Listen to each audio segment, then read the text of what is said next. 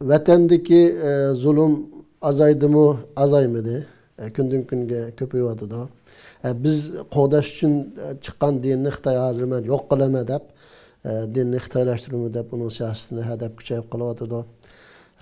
Ulamolarni zaten tulmo'silab, shahid qilib yaga badi, nasllarni yoqdi. Mush ishlarni hammamiz bilamiz hamda, bizning tartib hamma xalq biladi. Ama mushundaq sharoit ostida yana biz vatan uchun men bugun nima qildim? Masalan bir ayol bo'lish sifatim bilan yoki bir er bo'lish sifatim bilan yoki bir yosh bo'lish sifatim bilan bugun kunimni vatan uchun nima qilib o'tkazdim deydigan savolni sormaydigan. Hatta vatanga aloqador cho'ng-cho'ng namoyishlar, chaqiriqlar bo'lsin qilmaydigan. Mushundaq past holda ketyapmiz endi biz. Mushundaq ketaversak, bundan keyin bizga qandoq ziyonlar kelib chiqishi mumkin? Tabii haldemde biz nurg'un chiqqan odam shunday kuchli iroda bilan, cho'ng-cho'ng niyatlar bilan dushmanga bo'lgan shunday nafrati lavuldab turgan vaqtda chiqqan vatandan. Lekin bu mushunda muhabbat, mushunda iroda cho desa, vaqtning o'tishi bilan bu kuchlik bir iymonga bog'lanmasa, Allah'ninki büyük bir mukafatı bağlanmasa bu irade acizlap giderken. Şu Allah Subhanahu ve Teala mesela şu muhacirlar hakkındaki nurgun ayetli var. Hicret kıygallah deb onu maqtab kilep. Şu Sure Ali İmran'ın ahırında. Ahırısını nimdep tüktürü bu ayetin dese. Ya eyyühellezine amenu sabiru ve sabiru ve rabitu ve ettekullaha leallekum tuflihun deb tüktürü. Yani bir insanın niyetini şunda müstehkem kılıp, iradesini güçlü kılıp, vatandan çıqqanlığı yeterlik emas endi. Bu haletini şu saklap kılışkı, tirişçilik kılış gerek. Çünkü isbiru ve sabiru ve rabitu deb üç gep ağısından kelegilek endi. Yani siz bu hicret yolunuzda duç kelgen erkanda kapılık çıdan. Meyli o kembağallık kapılık olsun. Ya baylık olsun. Ya kembağallık olsun. Kesel olsun. Kıyınçılık olsun. Bunu çıdansız. Öz ara birisi sabırını tavsiye kılın. Bu şapkanman. Çın turun. Aslında ribat diyen söz. Kanday işiltildi dese Arap dilinde. Çıgıra rayonunu qoğdap tuğan kişilerge murabit diyen sözden işiltildi. Cihat meydanında. Cihat meydanında. Demek hicret çıqqandan keyin siz özünüzni xuddi bir Çıgıra rayonunda cihat meydanında turuyotgandek mushunda mustahkam turup. Kichikkinam uxlab qolsa unda yerda beparvolik qilsa darhol dushman hujum qiladi. Ashunda yerda uxlamay, ashunda tug'andek siz shu desa o'zingizning irodasi, niyatingiz, g'oyangiz bu niyatdan chetnab ketmasligi uchun shu desa mushunda mustahkam turing degan gap. Shuning uchun xalqimiz o'zininki bu niyatini, muhacir degan bu sifatini saqlab qolish uchun iymon egillari cho'qim mustahkam turish kerak, sabr qilish kerak, chidash kerak. Lekin afsus bugungi kunda shu desa nurg'un ashunda büyük maqsad g'oya bilan chiqqan nurg'un qarindoshlarimiz, nurg'un xalqimiz turmushdagi ancha-muncha qiyinchilikqa chidab bo'lolmay yoki jafolik ishlashga texat chidab bo'lolmay vatandan texmi yaraqlab turmushimizni xotirjam o'tkazdikanmiz deb har yaliga ketyapmiz hamda. Alloh subhanahu va taolo bizni mustahkam qilsin. Sizlarga savol qartam, buning ziyonlari nima desa, buning eng birinchi ziyoni ash-shaxs o'z ziyon tortadi. Qanday ziyon tortadi desa, o'zi muhacir deb sifatlangan ashunda büyük g'oya bilan chiqib, bu keyniga yangan, o'zining irodasida mustahkam turolmagan kishilar qatoridan bo'ladi. Bu eng birinchi shu shaxsning cho'ng ziyoni bu. O vaqtda biz vatandan ayrıldık, bütün neslimizden ayrıldık, çataga chiqdik. Endi Allah'ın mukofotidan ayrılmamız. Mukofotidan ayrılmamız. Bu shab ketdik. Karimiz olmasa eng birinchi bo'lib shu desa, ziyonni ash shaxsning o'zi tortadi. Xo'sh. Hali shuni فَمَنْ نَكَثَ فَإِنَّمَا يَنْكُثُ عَلَى نَفْسِهِ Hoş. وَمَنْ أَوْفَى بِعَهْدِهِ مِنَ اللّٰهِ فَاسْتَبْشِرُوا بِبَيْعِكُمُ الَّذ۪ي بَايَعْتُمْ بِهِ dedi Kur'an-ı Kerim. Qanda bir adam Allah'a bergen vədisindən yeni varsa, Allah'a qıyğan əhdisindən yeni varsa, bu özünün ziyniga. Özünün ziyniga yeni valıdı. Ziyanını öz tatıdı.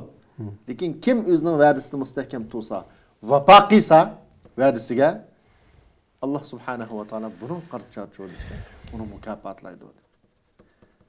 Birinci ziyan tatlıqçı üze. İkinci ziyan nima deysə, ikinci ziyan Xitay texmi bunundan cüretlerindendir. Yani vatandaki aşo chet eldeki kılıngan faaliyetlininki işlarının meyli namaşı olsun, meyli her xil hareket olsun, Xitay acayip tesiri bulağlık. Acayip tesiri bulağlık o.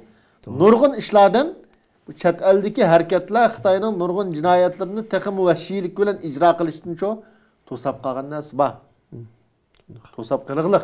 Onun çoxum tesiri bulağlık. Xitay bir munç pul xərcləşkə, chet ellerden nurgun öməklərini apırışqa, vay bu yerdeki adamlar xatırcam yaşavatır, oğulatır, boğulatır, deyişkə mecbur qıldı. Chet eldeki hareket. Avadımı xalqını sözültüşkə mecbur qıldı. Nurgun turma kirib ketken chet eldekilərinin uruq tuqqanlarınınki yo'qab ketmasligiga sababchi bo'ldi. Uruq tuqqanlaring bor deb xabar kelganlar bo'ldi. Hatto ba'zi ota-onalar ya uruq tuqqanlar chet eldekilarga telefon qilgan ahvollar bo'ldi. Voy biz bor xotirjam u bu deb ashuni uqtirib qo'yish uchun maydondan chekinsin deb. Ashlarni qildi. Shu nima desa, Xitoy chet elde bo'lgan harakatdan bu nurg'un cinayetlerini texmi vəşşilik ile icra kılanmadı şu sebepten. Doğru. Şunun için manda pas faaliyet küçüp kalsakçı dese Xitay diginini texmi vəşşilik ile kırdı. Siyasetlerini texmi rezillik ile icra kıldı. O işçilik halkımızını katli poş demeydi Xitay. Hoş. Şunun için bu yolun yeni veliş pas bulaş ikinci olap vatandaki halkımızdaki zulmini texmi aşırışka Xitayni texmi cüretlendirişke, Xitayni texmi hiç nimeden korkmay, hiç nimeden haya qılmay, hiç nimeden kimninki eyplişinden katli bir aram bulmay, özünün məqsədiki yetişikçi o texmi yolunu dağdam açqan bulumuz emdi. Aşınağın sebepçi olurdu şu yeni vağın kişiler. Bu ikinci ziyan xalqdaki, vatandaki halkımız üst sadır emdi. Üçüncü ziyan neymi deyse, biz bu chet eldeki hareketler tüpeyildin. Meyli guvalık bolsun, meyli namaşlar bolsun, meyli imza toplaşlar bolsun. Bu bütün dünyadaki nurgun insanlığa bu yerde bir zulüm baken diyen bu hakikatini çık adam tunudu. Yani fakat paydası olmadı demez, köp paydası oldu. Ya paydası oldu. Şu meydan acayip paydası oldu. Hem işinin paydası oldu. Hem işinin paydası oldu. Birinci olab bir zulüm balığını hem adam tunudu. İkinci olab aşağının bir besiverindiğin zimin ikenliğini o xeli adamlar tunudu. Nurgun devletler bu vaktim sual soraydıgan söhbet ötkizgen vakitta. Bu mesele zaten kanda mesele bu. Bunun asıl sebebi nimo? Dep bunu soraydıgan halet. Ya ki bunun mustakil ikenliğini tunuyduğun halet muş chet eldeki hareketlerinin tüpeyildinço. Bu kilip çıktı. Bütün dünyadaki insanlıkninki bir kuyunişi, iş ağırtışı, Xitayni eyiplişiğe muş chet eldeki hareketler sebep oldu. Bu şap kessek o, hele mal ilgisi boşan olsa, oğru küçük oldu. Oğru küçük oldu degen gap var. Oğru mutam boptu dep. Xuddi şuningdek biz dava ilgisi üzümüz boşap kessek, chet eldekiler çoğu, chet eldeki başka insanlar elbette boşap ketadi. Bular çoğum her daim biz her xil hareket bilen muşu meseleni esıl tutturuşqa, bu zulümni esıl tutturuşqa ihtiyacı var kişilerinki. Üzümüzün halkı uzrap getirip durgu adamını unutup kalıvatsa mesela bu davanın dava ilgisi chet eldekilerge esıl tuttuğumuzsa elbette unutup gidiyor. Yani üçüncü bunun zihin nima dese bütün dünyadaki insanların biz gibi olan mihribanlığının acizleşişiga, vakitning ötüşü bilen barbara yo'qishiga sebep bo'ladi. Dava sebebini çekiliş. Dördüncü zihin nima dese, dördüncü zihine hemmimiz bilgendek muş chet eldekilerning guvalık berişi mesela. chet eldagilarning harakati bilan nurg'un davlatlar Sharq Turkistonda Xitoy bir so'yqirim ijro qilib o'tibdi degan qarorlarni, qonunlarni ma'qulladi. Nurg'un shirkatlar Xitoyda, ya'ni bizning vatanda ishlaydigan shu yerda zavodlar va masalan, shu yerdagi odamlarni ishiltirgan nurg'un shirkatlar jazolandi. Jazolanyapti. Hech bo'lmadi deganda ayblanyapti. Shu nurg'un shirkatlar bu yerdan mablag' selishdan chekinyapti. Demak, chet eldagilar bo'shab ketsa, bu ishni unutib ketsa desa, bizning umidimiz nima? Davoni taxim kuchlantirib, hozir 10 davlat irqiy qirg'inchilik va degan bo'lsa, bu davlatni 15 ga, 20 ga chiqarish. Mushning harakat qilishimiz lozim. Bo'shab ketsak-chi, balkim u davlatlarmi bu ishlar tugaydi ekan, bu xalqning kaynat tug'anninki, ajiq ahmiyat yo'q xalq ekan, bu bo'shan odam ekan bu deb maydondan-chi yana yenishqa sababchi bo'lamiz.